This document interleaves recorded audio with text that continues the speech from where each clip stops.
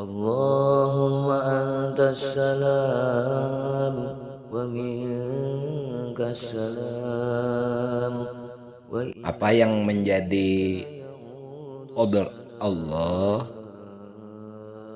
ketentuan Allah sebagai majhar Allah, sifat-sifat Allah yang ada pada kita itu pergunakan sifat ma'ani itu. Nah ini yang harus kalian secara tauhid, Ustaz Iskandar. Nah, jadi tentu petunjuk memilih pemimpin ini kan bercermin kita terhadap diri pemimpin kita yang sudah diqadhakan oleh Allah. Jadi Nabi kita Muhammad itu sudah ketetapan Allah, isbat, tidak berubah-ubah. Dia ada yang terbaik. Apa yang digambarkan Allah, ketetapan Allah itu, yakni sifat yang 4 itu, yang wajib bagi Rasulullah sebagai pemimpin. Nah, sidq, amanah. Nah, digunakan yang ada pada diri kita. Dan apa yang kemudian ditentukan Allah melalui takdirnya kita terima. Tidak perlu kita kemudian bersusah hati, ribut dan sebagainya. Nah, tapi Abi sebagai orang tua tetap mengingatkan, jangan euforia saat ini. Panis, oke lah saat ini, sangat luar biasa. Abi sih apresiasi apa yang kalian dapatkan, seluruh kawan-kawan kalian ini kan mendapatkan informasi dan sebagainya. Nah, anak bangsa, dari beberapa anak bangsa yang terbaik itu seperti tidak hanya Pak Anies tentunya. Nah, Pak Jokowi itu termasuk salah seorang anak bangsa yang terbaik. Nah, tetapi demikian pula dengan Pak Anies nantinya kalau dia terpilih. Yang bisa merusak itu adalah orang-orang yang sekelilingnya sebagai pelaksana itu. Karena bisa saja mereka menjadikan pemimpin itu sebagai topeng, sebagai boneka mereka kan. Nah, sebagai alat untuk mencapai tujuan mereka. Tujuan mereka itu adalah menghancurkan keimanan. Nah, karena mereka itu adalah tiada lain ya, pejuang-pejuang para Haman itu kan. Mewujudkan cita-cita Firaun. Nah, menyiapkan strategi untuk menyambut Dajjal ini kan. Di negeri yang merdeka ini seharusnya rasa merdeka itu didapat tergambar pada kesejahteraan. Ini pejuang para pemimpin kita yang diperjuangkan oleh mereka. Nah, itu seharusnya Pak Anies nanti mudah-mudahan dengan doa kita dan dukungan kita melanjutkan lagi. Nah, mendapatkan inspirasi seperti almarhum yang mulia Gus Dur misalnya kan. Nah, anak-anak muda kita ini, kamu sebagai seorang tokoh pemuda mengingatkan, jangan euforia yang berlebihan, nanti menyesal.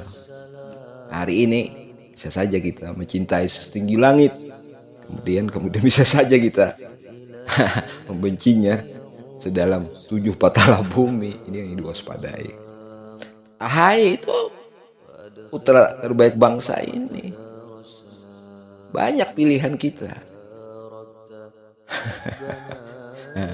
Bahkan Bapak Prabowo itu seorang tokoh yang sebenarnya nasionalis yang sangat tinggi.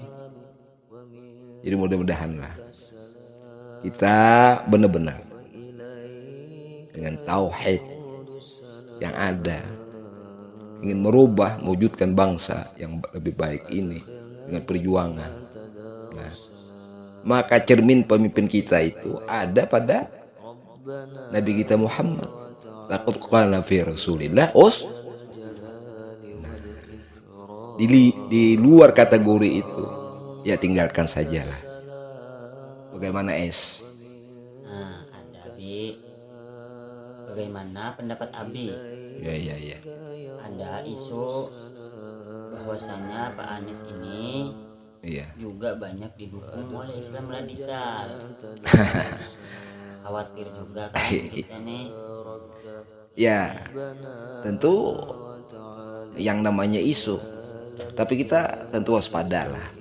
Dan kita, terutama kalian kan yang muda-muda ini, nah, bahwa Islam itu dibangun dengan rahmatan lil alamin. Segala sesuatunya tentu kalian pikirkan, pertimbang dengan hati nurani. Setelah menerima kan dengan akal pikiran kan, sifat 7 itu yang dikodorkan oleh Allah. Tentu sifat ilmu yang pada kita ini kan terbatas. Nah, informasi tentu penting, tetapi di dalam dunia politik begitulah, hal yang tidak halal pun bisa jadi halal. Nah, sekali lagi, jika indikasinya terdeteksi, tokoh muda anak bangsa yang terbaik kan banyak di negeri kita ini. Tidak hanya Anies Baswedan, ya sementara ini memang dia yang terbaik, dia yang banyak didukung oleh para tokoh. Masih ada tokoh-tokoh yang lain kan? Itu Puan Maharani, dia generasi muda yang punya integritas yang baik. Ahy demikian pula kan. Bapak Prabowo, luar biasa beliau itu. Tokoh-tokoh senior kita seperti Pak Surya Paloh tentu tidak asal memilih, tentu sudah lama memperhatikan ini. Sebagai umat yang beriman kepada Allah dan Rasulnya, yang diwajibkan taat kepada Allah dan taat kepada Rasulullah, maka mentaati pula pemimpin. Jika Pak Anies ini terpilih, hanya di situ kan taat kepada pemimpin tadi yang menggambarkan sifat yang wajib bagi Rasulullah, bagi Nabi kita Muhammad. Karena beliau itu tidak hanya sebagai Nabi, beliau itu sebagai pemimpin. Itu sudah ketetapan Allah. Qada Allah tidak boleh dirubah-rubah. Nah, jadi kita di dalam batin orang beriman itu tasdik bahwa yang sebenar-benarnya pemimpin itu adalah Nabi kita Muhammad. Nah, maka majaharnya ini tentu menggambarkan, bayang-bayang itu menunjukkan daripada diri, wujud daripada bayang-bayang itu.